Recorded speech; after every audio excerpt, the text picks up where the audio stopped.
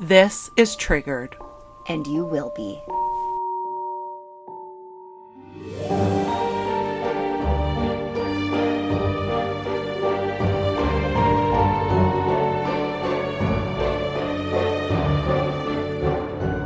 It's another Tuesday, and I'm in the closet, and I love it in here.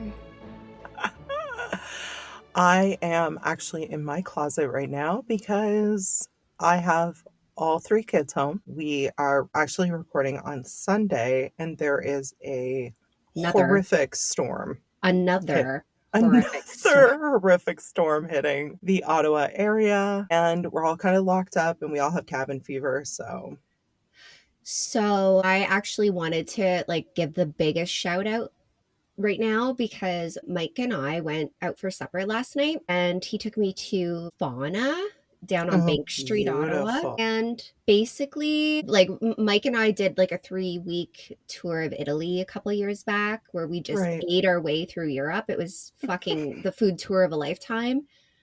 And I can say 100% after eating at 3 different Michelin star restaurants where the food just blew our mind last night, Fauna hit top 3 restaurants we've ever eaten at. Amazing.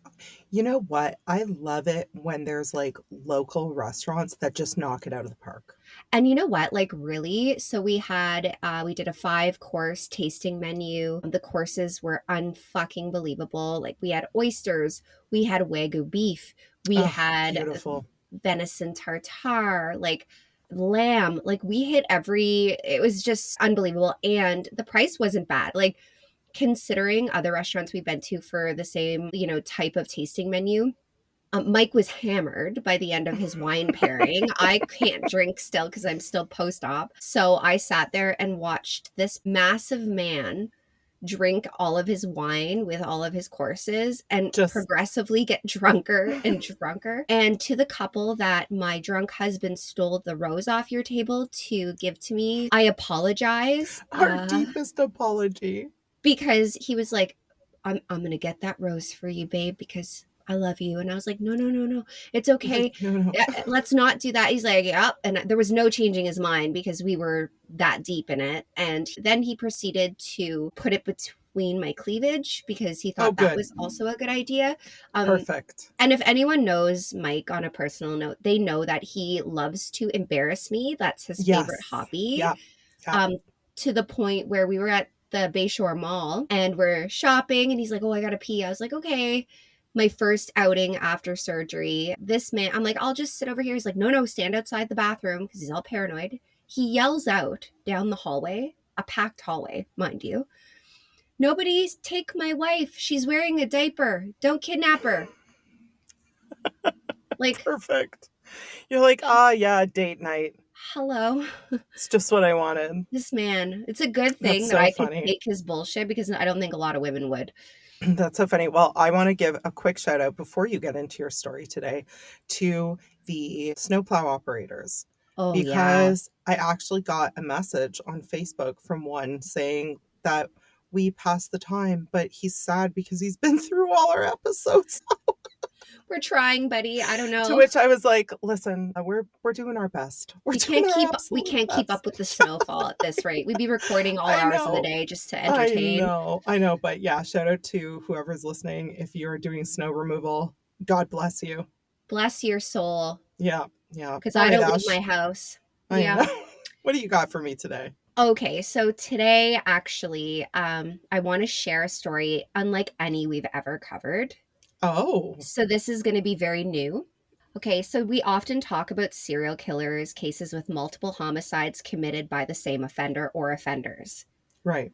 or patterns that law enforcement can trace. So, if you have multiple, say, family members within a family, usually the crime is related to the other.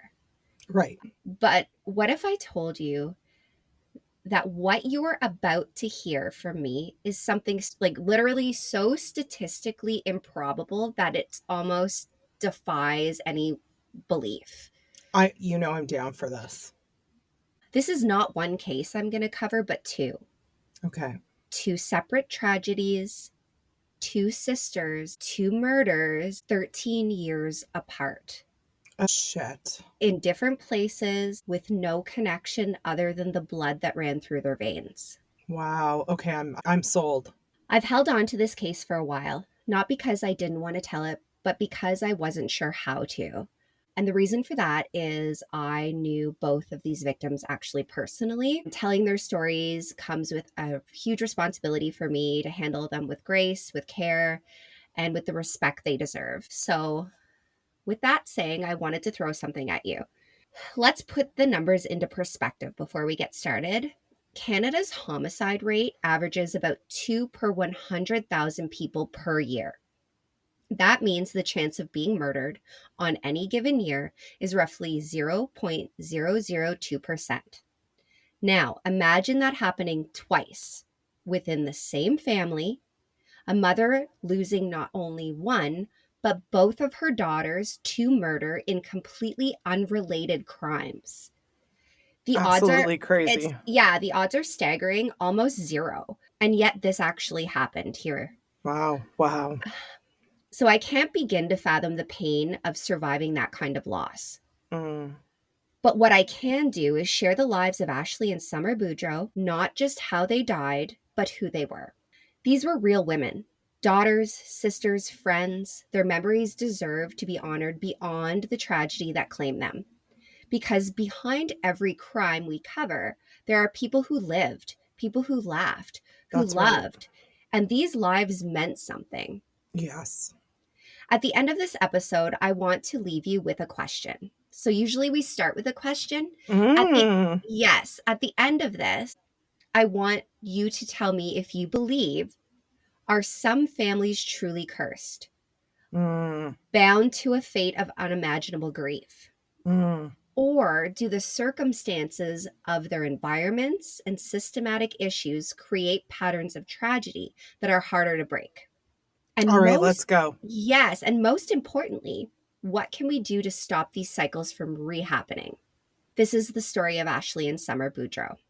On January 7th, 2010, police were called to 446 Cambridge Street South, just off Bronson Avenue.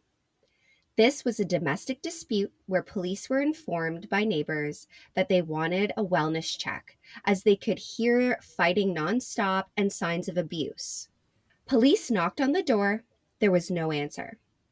So an officer actually climbed up the fire escape, and we'll post pictures of the house so we can Yeah. kind of have a visual of what was happening here. Okay. So you know how a lot of, especially in like that Ottawa South area, the houses have the fire escape entrance Yeah. up the Yeah, I side. do. Yeah. So he climbs up there because he's like, "Hey, no one's answering, but we got this Hmm. report. Let's look into it." He peers inside the window of the second floor apartment and he notes seeing Andrew Ferguson. So Ferguson, and attempted to have him open the door. So he's knocking. He's like, "Hello, Mr. Open up. Ferguson. Yep. Open up. This is the police. I'd like to speak to you about a matter." And like Ferguson knew he was there. Like he looked at him and blatantly ignored him. He Uh-oh. wasn't opening that door. He was like, "No, I'm not fucking answering." Uh-oh. So he climbs down, and like at this point, as we know, we can't be busting into houses. Like if a police officer is called to a scene and they look in the window and they see somebody Yeah. sitting there, but they don't see any evidence of a crime. Yeah, you They can't can't, just bust down the door. you're No. not just doing that. So they actually stuck around for many hours and they knocked on the door again and they Mm, tried. Nobody came. They were ignored. And eventually they had to leave. Like they have other business to attend yeah, to. of course. But this does scream to me a little bit as police negligence. And I feel Okay. like that because if someone calls and says some shady shit's going on, I think somebody's being abused, and you knock on the door and the person sees you and ignores you and refuses to come to the door, they're hiding something. Yeah, I agree with you, although I do understand where this police patrol is coming from because they do have very strict rules that they have to abide by. So I get it, but at the same time, in a situation like that, would I bust down the door and be like, "Oh well, I'll deal with whatever comes from Yes, it?" Probably. I know. Probably, yeah. Just because, Mm, like, someone did make the call, and if someone's unwilling to open the door to police, Yeah. There's a reason. And another thing too that has come up a lot in some of the cases we've covered. I'm a neighbor, you're a neighbor. I have to be pretty fucking sure that some shit is going down before I call. Absolutely. Like, I'm not calling because, I heard something bang in someone's apartment. If I'm calling you, it's because I just heard something, terrifying. I Yeah, heard something someone's that in has scared danger. me. Yeah. And again, we will never be able to go back in time. No, But what no. happened 9 days later tells me a very haunting tale of what was Mm, truly happening inside the walls of that apartment. The what ifs are so strong for this. Had police just pushed a little harder, had they listened to the neighbors when they insisted something bad was going to happen, maybe we'd be telling this story in a different way. mhm. Ashley had informed her family just weeks before she was going to end the relationship with Andrew. And Okay. I truly think that is what maybe happened in this case. Now, Ashley, I remember Ashley. I was in a lot of social situations with Ashley growing up. We attended the same school. We actually grew up in the same small town. We grew up in Petawawa, and Petawawa is a very unique place. And by unique, I mean it's a very transient community for youth because it's a Mhm. military community, and you know that. Yes. Yeah. So you have the people that are like raised there, which is like kind of like a separate community, and then you have the military ones, and you're just used to people coming and going. Yeah, yeah. Um, so Ashley and Sommer, which the story surrounds, they were Petawawa girls. Okay. They had moved up, I think, pretty young, like young Okay. girls, and then did their high school. Summer was in Panay for a time. Okay. Ashley, I think, went to Panay, but then ended up coming into Pembroke. I'm not sure the reason for that. We didn't hang out with the same social circles. Right, right. Ashley did hang out with some of the rougher kids at school, hung out with just, the ones that were more likely to be doing drugs and Yeah, yeah. getting into trouble, But I mean, people hang out who they hang out with, and a lot of Who them grow up wasn't? to, yeah. So on January 16th, Ashley was brutally stabbed to death by Andrew before he took his own life. Mm, This was such an unbelievable tragedy for Ashley's family. As it was said, they believed she was working towards making a better future for herself. yeah. She had dreams and plans for her life, and it was cut short because of a fucking coward that didn't Yeah, want to yeah. lose her. Now, the reason I want to kind of talk to you a little bit about the circumstances is because it's going to answer the question that we're going to talk about at the end of this episode, and like circumstances around what are the likelihoods of two women in the same family getting murdered. Yeah, okay. Ashley did have a problem with drug use. Okay. It was noted that her family said she had moved to Ottawa, wanting to start a fresh life. She was very beautiful. She had that she they were her and her sister were indigenous, so they had that very beautiful long dark hair, very Beautiful. exotic looking girls, Yeah. but stunning. Mhm. Nonetheless, they also were a little bit rougher. Summer being a little bit more likely to fight, Ashley a little Okay. bit more timid, but I think that the circumstances in which the people she hung out with, maybe there was a little bit of sex work going on that we kind of know Sure. about. But at the end of the day, she was a baby and she was Yeah, innocent absolutely. nonetheless. We say this all the time. No one asks to be murdered. No, no. And Uh, no one deserves to be murdered, regardless of what they choose for their life. I mean, like, I have thoughts about pedophiles and rapists, but Mm, what I mean is, like, the average person who, like, in this situation, no one is asking to be murdered. Like, no no. one, it doesn't matter. I don't care what kind of drug use you have. I don't care what kind of problems you have. I don't care if you're in sex work. You don't deserve to die. Like, because you've made choices for your own body. Like, get Yeah. out of here. You're just as So important. yeah, and so regardless of the mistakes that were made, this girl was trying her best to build a Mhm. fresh life in a new city, and her life still ended in tragedy. And it's heartbreaking because there's so many what ifs. What if she would have done this? What if she would have just Yeah. left, and it's so sad. So Ashley never had children. She died so young. And the Boudreau family obviously was absolutely devastated. Mhm. Notably, Summer. She would often post tribute posts for her lost sister, Aw. and would openly grieve the loss of her sister. I mean, that's No awful. kidding. There's a picture that we will post, and it's so eerie to me because it's a picture. So there's this rock Okay. in back home. It's a rock dedicated to women who lost their life to like femicide, like domestic violence. Hmm. And Ashley's name is on the rock. And there's Aw. a photo of Sommer posing with her daughter, who she ultimately ends up naming after her sister. Yeah. But it's eerie because just years later, Sommer's name would Oh be on God. that rock. So it's Oh, I can't just, imagine. isn't that just eerie? Oh man. Sommer was a mother herself, like I had said. At the time Right. of Yeah, at the time of Ashley's passing, she had two young children. She was always such a tough exterior type of girl. Do you know what I mean by that? Like, she Yeah. was Yeah. very like she was a toughie. Like, I remember I never had She any. looked like a she looked like a G.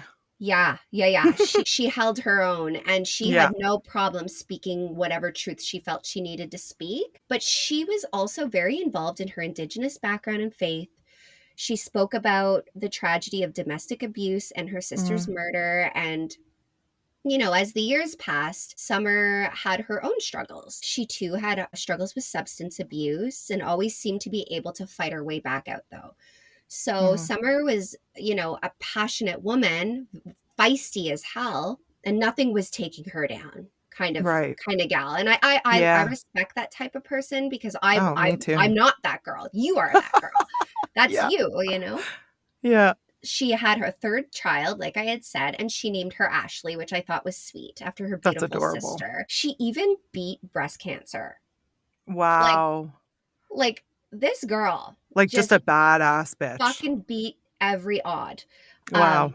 Her life seemed to be a constant uphill battle, though. She always seemed to pull through, and she almost, to me, felt like the backbone of her family with strength. Yeah, okay. I can see that. Yeah. She loved her children fiercely. Hmm. She was honest and willing to go to bat for the people she loved. She was said to love so fiercely that if she loved you, you knew, without a doubt, she had you. But it was also said that if she didn't like you, you would You know fucking knew. without a doubt. I love it. You don't want to be on that side. No. No. Sommer was very outspoken about violence against Indigenous women, Yeah. and she was very proud of her Algonquin heritage. She took part in tons of ceremonies, celebrations, and tried to ensure her children knew where they came from, which I think is Beautiful. beautiful. Yeah, I absolutely. love that. So Have you ever been to a powwow? I'm Indigenous, so yes, It's amazing. It's beautiful. incredible. So on both sides. So my mom's side being the Algonquin, and then my dad's side being Métis. My grandmother still spoke the That's Métis tongue, amazing. which was That's so amazing. was hilarious because my grandmother was this massive, harsh French Indigenous woman who mixed English, French, and I think they called it, fuck, what was it called? Well, actually, she had her own language. And she Yeah. mixed it all together. It was called grandma's language. Grandma's language. She's hilarious. Anyways, back to the story. So with Sommer, all of her struggles, she did do her very best. And that's all we as mothers can do with any situation we're given. She loved to bake and cook and was very passionate about someday owning her own little bakery. And Hmm. and to me this does show that wholesome side of her. She wasn't just this tough ass bitch that was out there fucking No. fighting and cancer, No. and like she was wholesome, and she had, that little bit of something that a wholesome We gal has. we all have the yin and yang in Yes, us. absolutely. And she wanted to succeed, and she wanted to, I think, remove herself from the lifestyle of substance, and that it will drag you down in any aspect. But she wanted to give her kids a good life, Yeah, even for with the sure. struggles. Yeah, absolutely. Unfortunately, though, like her sister, she would never be given the opportunity to show what she was capable of. Mm. With two grandbabies on the way, she was about to enter an entirely new chapter of her life as a grandmother. Mm. It is so sad to me because her little babies were born just weeks after her murder. In Oh, it's I can't imagine what her daughter being pregnant at a very young age, expecting twins, oh my God. in that time of your life, you just need your mom, you Oh, know? that breaks my It's heart. it's so sad. I can't Um, imagine like bringing my child into the world without my mom. no, and whatever the relationship looks like between anyone and their mom, Absolutely. it's just so gut-wrenching, and, like, they'll never get the opportunity to see the strong woman teach them about her cultural passions or have fresh baked treats specially made for them. It just makes me wanna cry. No Um, kidding. the fact that her daughter had to have those babies in such chaos is just heartbreaking. It feels like the birth of these two special little babies were overshadowed by such a horrific event Of that, course. it would have been hard to celebrate the way these children should have been celebrated. Okay, Oh, so before I get into what tragedy this family and poor Summer endured, I want to introduce you to a man named Adam Rossi. okay. Rossi's life seemed fairly normal at first. He met a woman named Joelle Fournier in 2010 in Barrie, where he was 28 and she was 21. They started dating, and soon after, Fournier actually won a $25,000 wedding package. So they were like, Oh, we have 1 year, we love each other, let's get married. So they got married very quick into the relationship. okay. They were married November 2011, but their relationship was super rocky. Arguments over money became frequent, and Hmm. just 5 months later, they split. Okay. And what followed was a bitter and contentious divorce, which, yes, of course. By 2014, Fournier had moved to Hamilton to study law, but later returned to Barrie. Surprisingly, time seemed to heal old wounds. She and Rossi maintained a cordial friendship. In fact, Rossi, his sister Lindsay, and Fournier spent time together sharing happy memories with family, friends. But this piece was very short lived. So Joelle, was like, hey, it didn't work out, but like, we get along as buddies. Let's just bury the hatchet and be friends. Yeah. And it seemed like that worked for some time. But in June 2015, things took a very dark turn. Rossi began acting very paranoid, convinced that his family and friends were undercover detectives trying to frame him for something, which Oh I'm like, no. right there, from what I personally have experienced with people with schizophrenia, that's a telltale sign. Paranoid delusional schizophrenia, it's Yeah. often something like that. I'm not a psychologist, I'm not diagnosing, but that is what I'm getting out of that. His mother and close friends decided to take him to the hospital, and on June 30th, he was held involuntarily at the Royal Victoria Regional Healthcare Centre. They have a pretty substantial mental health unit. A psychiatrist noted that Rossi had recently stopped taking pain medication and was experiencing psychosis and paranoid delusions. Now, I'm not a fucking expert, but I don't know that stopping pain medication, maybe if it was an addiction. So I know it not happens with only alcohol. not only if it was an addiction, but let's say he became addicted to them because he was in pain. Hmm. Pain can cause a rewiring of your brain if not dealt with. That's very interesting. Mhm. Another shocking revelation came when he was in the hospital. Rossi confessed to a nurse that he had been accused of molesting a child. Oof. A psychiatrist later recorded that Rossi had openly admitted to struggling with pedophilic thoughts and detailed inappropriate incidents involving children. All right. So on July 7th, Barrie police had to come in. They obviously, because he's kind of admitting to a crime, so they, as much Yes. as there's a confidentiality clause there, that's a big no-no. You have to call the police. Yes. But he quickly recanted this to the police, and there was no evidence or like victims. So like, Right. was he abusing children? I guess we'll never know. Okay. He could have just made this up in his own mind, Yeah, essentially. yeah, yeah. Over the next 2 years, Rossi was in and out of mental health facilities at least 6 times. Ooh. He was repeatedly diagnosed with bipolar and psychotic disorders. Yet he refused long-term psychiatric care. His mother, Jean Rossi, I'm not a fan, but I was gonna anyways, say, I already know that you don't like Gene, so often played a significant role in his treatment or lack thereof. great. Thanks, Mom. She would fucking straight up deny that he had bipolar disorder and refuse to believe in medication. I And can't. so they would be trying to treat this guy in the psychiatric ward, and she'd be like, no, we're not doing this. Let's go home. And she'd fucking stop his treatment. Ma'am, sit down. And this was like a cycle that kept repeating itself over and over. So this Oh guy is my on meds, off God. meds. He's acting fucking crazy, paranoid, So bad. delusional. And Yeah. mom's there fucking fueling the fire, just fanning that shit Awesome. like a fucking asshole. Yeah. Yeah. And Rossi would deteriorate, be hospitalized, seem to improve on medication, No shit. be discharged, and then refuse further treatment, and it would start again, which we see a lot in, especially in like any those types of mental health disorders. They start feeling better. Someone tells them they don't need the meds. They stop taking the meds, and then it's just a Yeah. spiral. Yeah. His delusions grew worse. In March 2017, he was arrested under the Mental Health Act after throwing things out of his mother's house.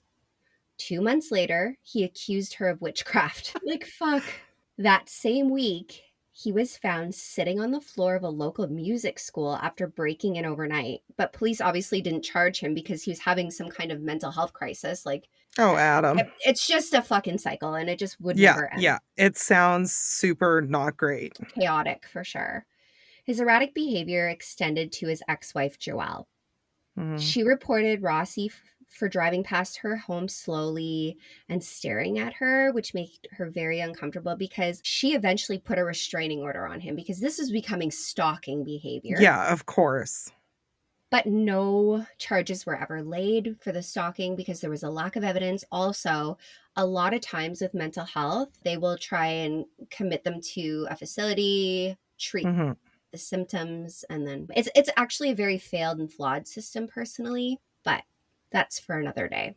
By the end of 2021, Rossi had relocated to Deep River, Ontario. His mental state remained fragile, and authorities had very few options to intervene because he wasn't committing actual he wasn't a violent offender where he's hurting people. And was there ever any, like, were they ever able to back up the allegations of pedophilia? They never found any So evidence maybe of that it. was in his head? That's what I mean. Shit. So Okay, it's I hard to understand. say. Yeah. His deep-seated paranoia, untreated disorders, and refusal of psychiatric care all culminated into the tragic night that led to Sommer Boudreau's death. Okay, so I will stop here. I'm going to tell everybody that the events of Sommer's passing is very fucking horrifying. Okay. I'm going to get into that now. I'm going to give all those who are not feeling up to it a chance to turn off this episode right here because we know some pretty graphic details and sometimes it's just too much to hear. Thank you. Okay, so it starts in this small town, Deep River. Deep River is very small. It's home to a small hospital. It's kind of situated on the river. If no one's ever been there, it's kind of situated on the Ottawa River. It's very beautiful and picturesque when you go into it. You know, it's home to a lot of military. It's home to a lot of people that work at the nuclear plant just one town away. It's right off the 417, so it can be a little transient. But it's an ordinary winter night in December 2022. Sommer Boudreau was at a bar, unwinding, chatting with other people about her Indigenous roots. She was actually talking about the town's history, her family, and music. She was in really good spirits. She was lost in conversation when a man named Adam Rossi approached and asked to join them. And Sommer, being the kind of person to just invite anyone in, sure, come on in, sit down, you know. The night carried on. They all talked, went outside, had some smokes, shot some pool, just a normal night out. But then a moment that seemed so small in hindsight took on a chilling significance. Sommer mentioned she didn't have enough money to attend a show. I guess there is a local show going on. She's like, oh, I don't have the money to go to that. Adam's like, don't worry, I have money at my house. Why don't we go grab my cash and we'll go to the show together? Very innocent to me. You're like, yeah, cool, man. Like, we're absolutely. having some beer. Let's do it. Let's go. One of the patrons at the bar, a guy who worked at a print shop, saw Rossi and took a picture of him. Mm, He had actually encountered him before. Rossi had shown up at his workplace just a few days earlier, making a female employee very uncomfortable for reasons that this man couldn't really put his finger on, but the woman was like, there's something about this guy. I don't like him. Like, keep your eye open. It's like woman. intuition. Yes, woman's intuition. Like, this guy Yeah, is giving trust me the that shit. fucking, yeah, man.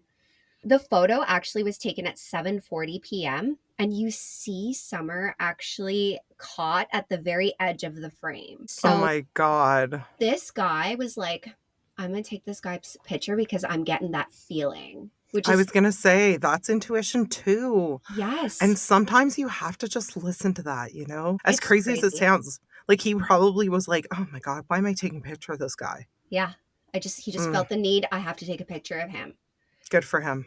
So at 8 o'clock, Sommer and Rossi left the bar together, getting into his van and driving up to his rented duplex just up the road. According to Rossi, Sommer had placed a hand on his arm, which he took as like a romantic signal. So, God. Okay. but like, I'm a very like, I'll touch someone's arm as we're speaking. I'm not fucking hitting on you. Like, like, and that's the Valley way. So, as much as, I mean, that was an innocent gesture on her part, this man is a delusional, paranoid man living in a fantasy world. Right. And that could have been the fucking like antagonist in this whole thing. Rossi later told police that his paranoia began to really creep up as they were driving. He started to convince himself that Sommer wasn't who she said she was. By the time they got inside, his delusions had taken over. So now, anything she says, he's hearing like, if she's saying, like, yeah, when I was a kid, I did martial arts, he's like, she's a Mm-hmm. fucking martial art expert and is in here to kick my ass. Like, Oh my he's. God, He's buddy. Delulu. Yeah. Yeah. At first, the two were laughing, dancing, playfully wrestling. Okay. But Rossi's mind twisted what was happening, and he thought she was like very much stronger than him and it was scaring him. Okay. He thought she was getting aggressive. So, you ever like have a wrestling match? This is, I know I, exactly where this is going yeah, because every single time Matt and I try to like play fight, it gets yes, to this point where I'm just like, nope, stop. Because yeah, immediately I'm like, you could just snap me. And I'm fully yes, aware. 100%. I Um, mean, he would never, so, but you know what I yes. mean. Yeah. Or when like siblings fight and it starts off like a shove, and then a punch, and then it's all of a sudden like you're fucking fighting. So, And you have this moment where you're like, Mama's going to kill us if we keep doing this. yes. So I think, they're, what was that? Well, it's a snowblower and we're just going to have to keep going. Guys, I'm so sorry. Okay. There's a There's a snowblower. blizzard. Okay. Like, I don't know what to tell you. So this is Yeah, I know what happening. you mean. So they're fucking around. In her mind, they're just play fighting, being silly, but he thinks they're having a fight now. He thinks he's in some kind of ninja movie, this fucking crazy lunatic. And then in the deepest pit of his paranoia, he convinces himself that Sommer is an assassin sent to kill him. Oh, good. Like That's shit perfectly just got healthy. real fucking crazy. Oh, no. In a horrifying instant, he grabbed the heavy bowl from a mortar and pestle and struck her in the head again and again. Ash. The blows left her with catastrophic injuries, multiple fractures, and a traumatic brain injury. Like, this beautiful girl had no chance. Like, there was no way she was able to Well, fight no back. shit. Yeah, no shit. And then, as if that wasn't fucking enough, because I feel like that's sufficient, you fucking asshole, get the hell out of there and Oh, call God. somebody. Rossi staged the crime scene in a way that could only be described as something out of a nightmare. He dressed Sommer's body in his own clothes because he thought if he dressed her in his clothes, that the other assassins would come in and be like, she got him, he's dead. Like, that's how Oh, fucking this guy, Delulu. I was gonna say, so this guy is next level He's to the off the extreme. chain. Yeah, yeah. He set up his home to resemble something straight out of Saw. He booby Oh, trapped his fucking God. house. Stop. Oh, yeah. And without getting into every detail because it's so Yeah. fucking crazy the shit that he did. He was also apparently really into Stranger Things and Saw. Yeah. So there was resemblances of these films on the walls. Like, what kind of things do you know? Well, he wanted to make this space resemble scenes from the Saw franchise. So if you've ever Okay. seen that, he taped knives and string and wrote in blood and left. Okay. Yeah, yeah. The setup was so disturbing that one of the actual first officers on the scene developed PTSD and hasn't been able to return to work since. Well, no shit. And like, there are a lot of details, but while I was writing this, I really didn't feel the need to get into every single thing he did to the body out of respect for the fact that her children could listen to this and her grandbabies at some point could listen to this and her parents and her, her aunts and her uncles. And I know that everyone else, is curious, but I think we've kind of summed up the fact that she's been murdered. Yeah. Um, but yeah, even before that horrific night, Rossi had been unsettling people around town. That morning, the actual morning, he approached a grocery store employee and asked her on a date. When she Oh, declined, yeah, he didn't take it very well. He wandered throughout town, stopping at random homes, rambling to a family who had just returned from church, saying he needed flowers for a woman he had a spiritual connection with. Yeah, yeah. He even showed them writing on his hand and wrist as proof. Uneasy, the family gave him a bouquet of dried flowers just to get him to leave. Like, they're like, here you go. oh my God, that's such a Valley thing to do. Yeah, okay, here Like, you all go. right, let me get that for you, Adam. And they locked their doors when he left. Like, the whole family No was like, shit. what the fuck was that? That same afternoon, he had wandered into a dog grooming shop, asking employees names, climbed into a large dog cage, Stop it. and asked how he looked inside of it. Then Ashley. I'm not kidding. He then requested a bow to be placed on his goatee because he wanted to ask out some woman from the grocery store and he had his flowers, so now he's like, "Well, do you want to like fix up my beard? Like I'm in a dog, like maybe if I put a bow in my goatee." I kind of feel bad for laughing, but also, what the fuck am I It's listening to? I I know. It's the craziest shit. Like when I was listening, so I listened to the trial live like when they were Yeah. going through and it was so fucked up that this was actually happening. I had to remind myself that I was listening to the story of what happened to Sommer because it didn't like the two weren't connecting in my brain. No shit. I almost like disengaged from the fact this was actually like a true story because it was Yeah. so Yeah. unbelievable. Yeah. So then later he returns to the grocery store, leaving the flowers, a cookie, and I was like, I wonder if it was a dog biscuit. Because It he was was that for sure. it probably fucking was because he's crazy. And an envelope marked confidential on the outside, which is super Oh weird. no. Okay. When she found those things, she threw them out like she was creeped out. Yeah. And then just hours later, Sommer was dead. So you can see the day kind of progressively spiral. Progressing. Okay, I see. So again, when police arrived at Rossi's home, it was something out of a horror movie because you have to picture the Deep River Police have a small police unit, Yeah. essentially. They're Yeah. Yeah. small It's not town. big. Yeah. No, so like traffic stops, misdemeanors by teenagers, shit like that. So when they walk into this fucking house of horrors, they didn't know like who the fuck is this dead body? Like what do we do? Like it's terrible. It's just No I kidding. can't even. But it didn't take long before they had to inform this poor family that their beloved mother, daughter, and niece, sister, like she was Absolutely. so many things, was the victim of an unthinkable crime. So I remember this day very, very vividly. Everyone was talking about it. There were body parts found because he did dismembering. And everyone's like, there's fucking a killer on the loose, and who is the victim? And no one knew. And then it didn't take long for it to come out who it was. And everyone was fucking horrified because she was a Yeah. local. Yeah. Yeah. Now, here is where I have a fucking problem. Do I think that this man was deeply sick and needed some very mental health fucking intervention? Abso-fucking-lutely, yes. But on another note, I was so fucking irritated with the outcome of this situation.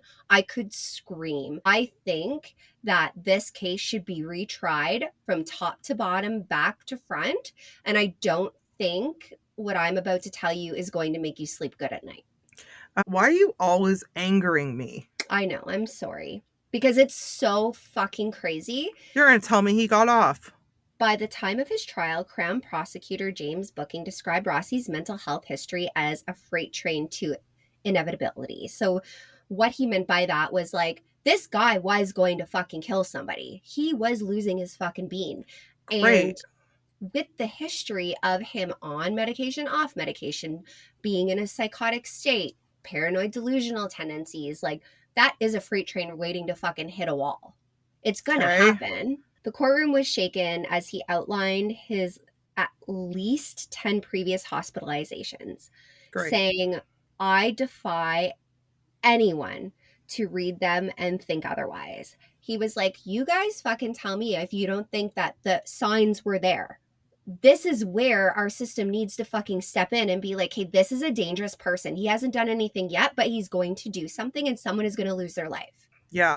But as he noted, while Rossi's illness explained his actions, it did nothing to ease the pain of Sommer's family. No, it never does. They're casualties at this point. Yes. Yes. You know, and Rossi was a casualty of the system. Was he sick? Fuck yes, he was sick. Yeah. But it is our fucking jobs as psychiatrists, doctors, nurses, Yes. mental health professionals to note someone is a danger to society and stop it before it's going to fucking happen. Amen, sister. Yes. In the end, the judge, prosecution, and defense all agreed. Rossi did not have the mental capacity to understand what he was doing was wrong because, in his mind, he's fighting an assassin. So he thought he was That's fighting for right. life or death. Yeah. But instead of prison, he was going to be sent to a secure psychiatric facility. Okay. But with a shortage of beds in Ontario, he does remain still in custody, waiting transfer. Okay. So he's locked up, or is he at a hospital? Yes, but he will be released. Of course he will. He's not going, like, they're sending him there for like a rehabilitation. You Mhm. can't, okay. And I apologize if I sound crass or ignorant to this situation because I know a lot of people with mental health issues. And if Sure. I at one point said this fucking person is going to murder somebody, whether they're aware of it or not, Yeah. it is the responsibility of people to get him off the streets and make sure that doesn't happen. He had Hmm. thoughts of pedophilia. He had thoughts about fucking hurting people. He Yeah. didn't know what was real and what wasn't. So why are we allowing people out in the world thinking that they're living in some kind of fucking horror movie? Like, this is fucking crazy. No, and like you were saying, I mean, yes, did the system let Adam down? Yes and no, because then I'm like, Jean, his mom, played a huge role in that. Mm-hmm. Like, she was always pulling him off the medication. Who is responsible here? If we cannot put all of the criminal responsibility on the person who did the thing, then who else are we holding responsible? Is it the system? Is it his mom? What is it? But I'll Yes. tell you who it isn't. It isn't Summer. No. And it's not Summer's family and children and Nope. grandbabies. Like, fuck Nope. off. So Summer's kids showed remarkable strength throughout this. Her Oh, daughter gave birth to some babies. Her yeah. her poor mother, like her first child, her youngest daughter was murdered 13 years later. Now her next Unbelievable. oldest. It's just tragic. Hmm. And they all were encouraged to read impact statements at the trial. Yeah. Unfortunately, some of them couldn't. They were so Of course. broken and yes, I understand that. But Summer's daughter did. And that to Oh, me shows the strength that Summer put in her daughter. yes. Yeah, Um absolutely. and in her statement, I can't tell you as a mother myself, if my daughter had to stand up and say something, I Mhm. wouldn't be more proud because she said, I want to believe that the system will do what it's supposed to do. But knowing that you will one day walk the streets and knowing my mother won't ever do so again doesn't sit well for me. She also Wow. said that she had forgiven him. Like this beautiful girl, full of hormones, she just gave birth, Yeah. the loss of an aunt, the loss of a mom, just the loss of so much, stood up there Mhm. and spoke how she felt. And that to me is the bravest thing. Yeah. But yeah, for now, his future does remain uncertain because he's under the jurisdiction of the Ontario Review Board, which will decide whether he stays in psychiatric care or if he's going to be eventually released. But you can't undo it now. Like, No. personally, I think he's been in and out 10 times. He now committed the most volatile act against another human being. He shouldn't be Yeah. given a chance. He shouldn't be No. allowed. Agreed. Because imagine the fucking outrage if it was one of the prosecutors or the fucking defense's family member that died. Would they be Yeah. so Yeah. lenient? I I don't know. fucking I know. think so. But yes, so that is the crazy story of two sisters murdered 13 years apart. It makes zero sense how this Awful. could It's happen awful. to one family. There is so much more I could have added to this, but I think that, I had to really take into a lot of consideration when writing this case. I held on to it for a very long time. But I want to ask you my question now. And I'm ready. do you believe that families are cursed in I tragedy? absolutely, well, I absolutely do. Now, I'm kind of 50-50 on this No, because I fully believe that I'm a person who believes curses are real. 100% without whether it's generational curses, whether it's, someone's been thinking ill about you and all of a sudden shit starts going bad in your life. I do believe in the transfer of energy, and sometimes that energy can be come in the form of bad luck or just nonsense. yeah, At the same time, I do also believe that there are coincidences. There's nothing Ashley or Summer did. It no. sounds like Ashley was in a relationship. Like, Hmm. okay, cool, me too. That Yeah, doesn't mean that I deserve to die. Um, absolutely. and for Summer, we can sit back here in the comfort of our homes in our 30s and 40s and be like, well, she shouldn't have gone home with him. She didn't know who he was. But the thing is, we all did that. Yep. I wasn't addicted to substances. Nope. I did that. I did that all the time. Absolutely. Sometimes we are just too trusting. Absolutely. And that I think that supersedes any whether you are addicted to drugs, whether you're an alcoholic, whether you're a sex worker, whether you're a lawyer. I don't think it matters. If you are not thinking straight and you're not questioning things like, is this a good idea? Should I be going somewhere alone with him? And all those things, yeah, like Yeah. shit's gonna happen because the thing is Adam was sick and we couldn't tell you couldn't tell he was sick from the outside, No, and you that's know? the thing with mental health. It's Yeah, it's not like it's plastered on their forehead, I'm a yeah, dangerous person. yeah, So my message right now out there in the world is that I hope her children find strength yeah, to take this and use it to fuel something good, you yeah, know? yeah. Take Build a this, passion. build a passion, Well, and find your remembering, path. yeah, and remembering too, and I mean, you know this about me. I truly I believe in the afterlife. Yes. And I truly believe that, their mom and aunt are are there. Together. They're And together. they're Yeah. yeah, and they're watching them, and they're probably there in the spirit realm supporting them. Yeah. So Uh, I'm so happy I was able to finally get the strength and the courage to tell this yeah. story. Yes. I hope I did it in a respectful way because at no point did I ever intend to hurt anybody. But No. I think it's a very beautiful story of two beautiful girls Yeah. that have lived and they've been on this earth and they had a life and they had a Yes. laugh and they had a heart. And So, with every case that we do, like sometimes we get, and I'm sure those of you listening who are very public about your love for true crime, sometimes we get a little bit ridiculed because people are like, "Oh my God, like how can you talk about that all the yeah, time?" But the truth, yes, and it's fascinating. I do this from a psychological standpoint where I just find the human brain is this vast land that we haven't fully explored. At the same time, these people deserve to be remembered. Yeah. These Yeah. people deserve to have their stories told and not be forgotten, even if it is, a handful of people who are listening and thinking, yeah, like I didn't know about this story. And now they know the name Sommer and Yeah. they know the name Ashley. And so for that, I think that's a big part of why we do what we I do. think so. I think so. So that was my story. I Well, hope you thank you for enjoyed telling it. it.